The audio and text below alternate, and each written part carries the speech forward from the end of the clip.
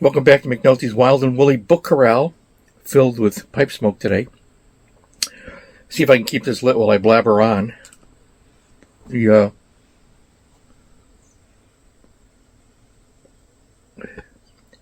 is the same pipe I smoked in that last episode that I bought in Edinburgh, and it has a balsa filter, which kind of throws me off. I have to get used to smoking it and talking, which I don't normally do on camera. In a bar, that's different. In the bar, I'm blabbering away and smoking away.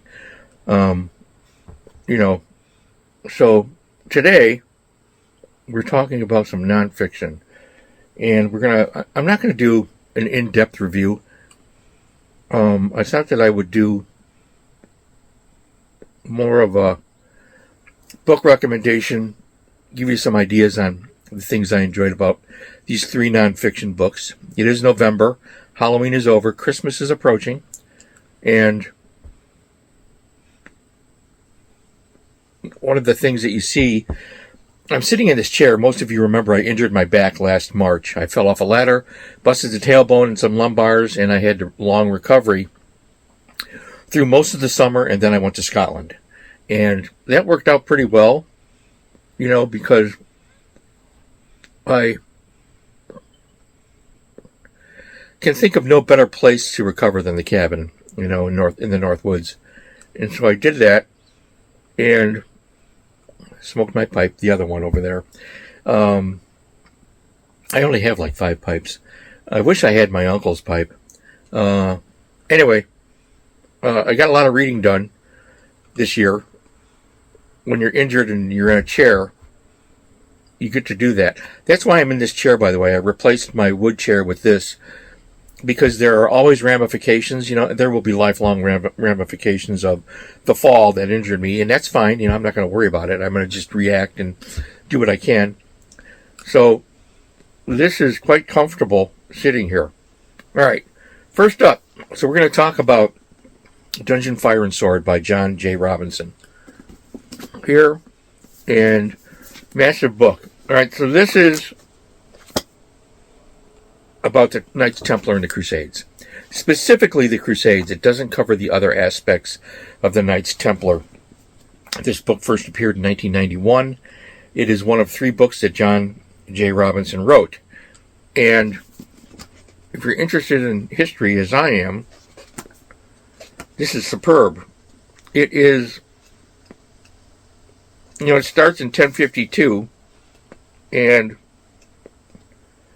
it ends in 1314 when the Templars were officially disbanded.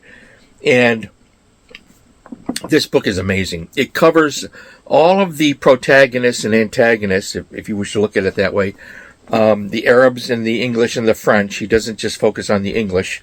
He gives you background on all of the participants in the major battles during the Crusades. And yes, he covers Richard Lionheart. And it's a detailed exploration. And it's really quite good. It is kind of an amazing story. History is bloody, it's violent, it's brutal. Richard the Lionheart comes across as a typically brutal military commander who has been made in the films. He's been made into something a little more nobler. He certainly had good, noble intentions. All of them did, on both sides, really. But it's all outlined here, how they came to be, how they were betrayed, and how it was the French and the English in conjunction with each other. It's a brutal story that will keep you mesmerized. It's that well written. Robinson was a good writer. So with this book, to give you an idea, he covers it by era. So he covers the Holy War from 1052 to 1099, the Kingdom of Jerusalem, 1100 to 1118, Let's go down to St. Bernard's Crusade, 1126 to 1148. Frederick Barbarossa, 1187 to 1190. And many others. Lionheart, 1190 to 1191. The Sons of Saladin. Saladin was the Arab leader. 1193 to 1199. And on for this mammoth history. This is going to take you some time to read. And it's worth your time to do it. I loved it.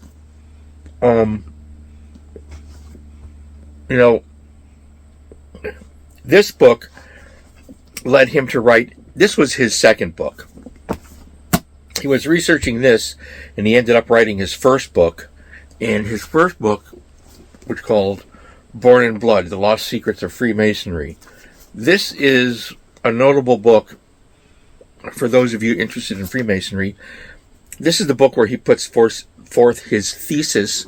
It's a tongue twister. Where he connects the Knights Templar to Freemasonry. You can take it at face value, or you can reject it as you choose. He makes a compelling argument here. This is a great book too. This was his first book. This was his second book, which is his probably considered his historical masterpiece. I prefer Born in Blood out of the three.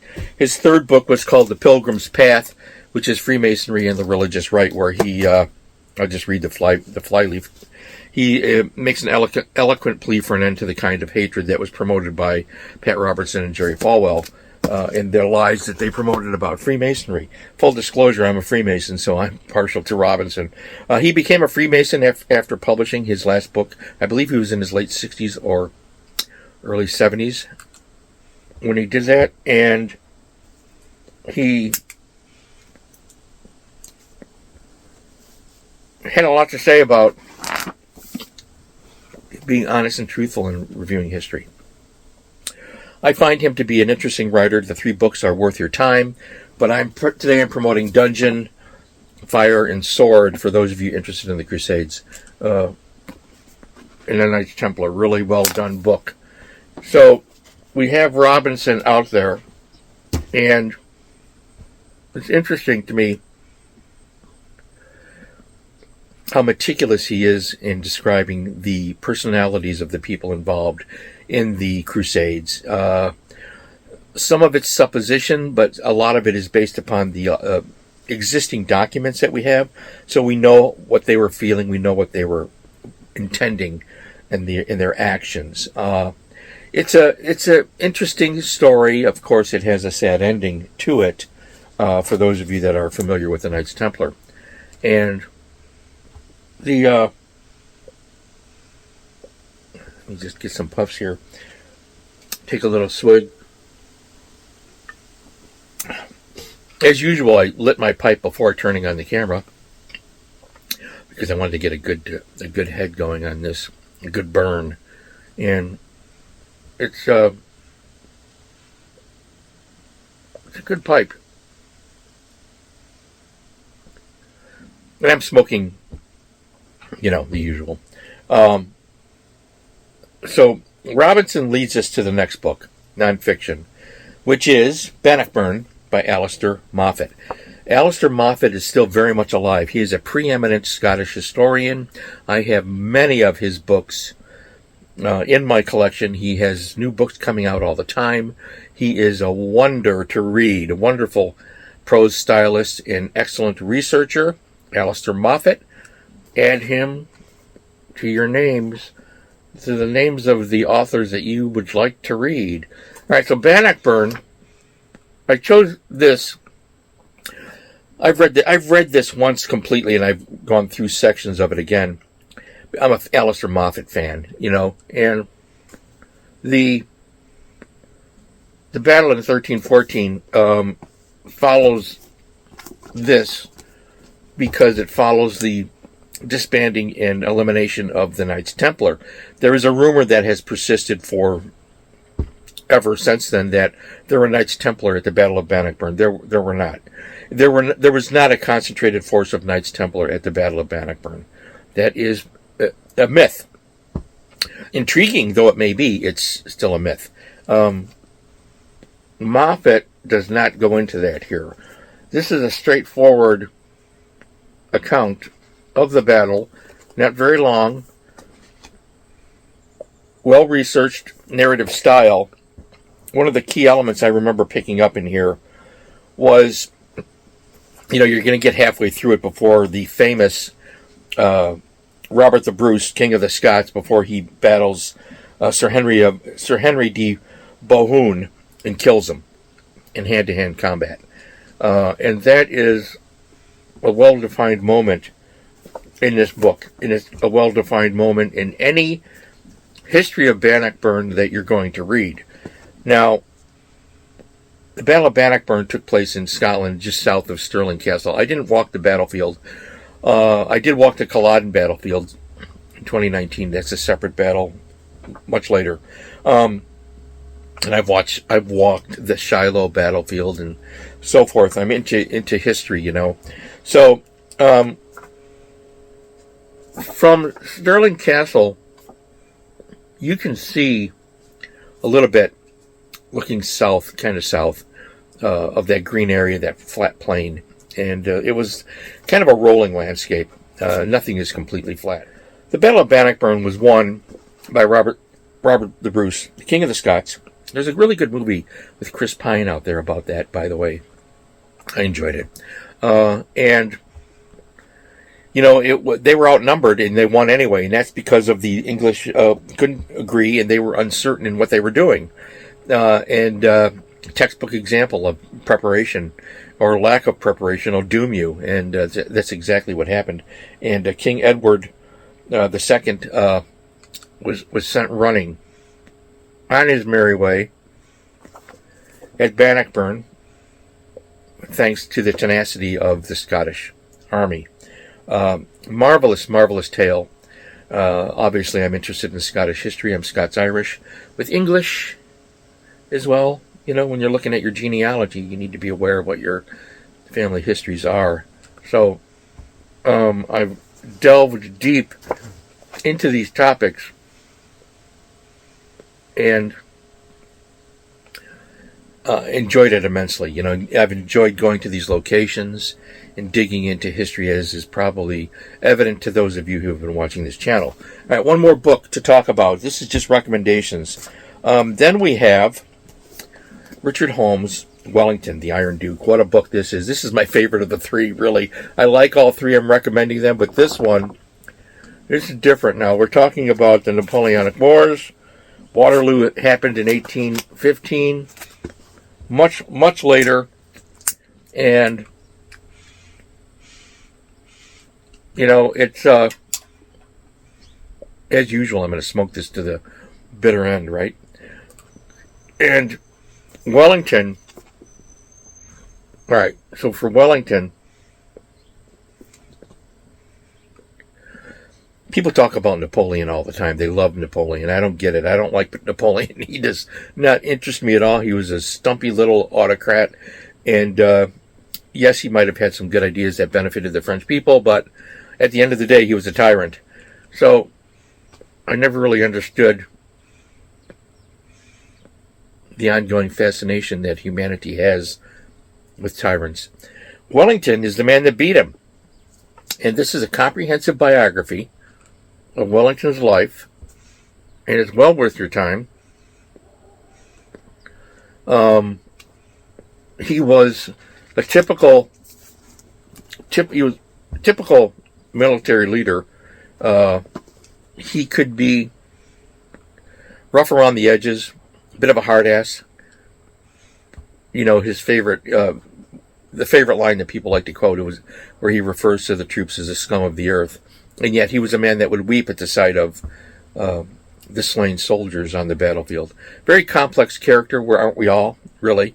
And marvelous biography from birth to death of Wellington. One of the most remarkable figures in history. Quite an amazing man. There are some great illustrations, color illustrations in here. And pictures of him, that you can look at, and the bibliography is superb in all of these books. So you're not gonna be short things to look up. So there's my nonfiction account for the month of November. 3 interesting books. Wellington by Richard Holmes. By the way, there's another Richard Holmes out there who's currently alive. This Richard Holmes has passed away. Not to be confused with the 2 authors. So the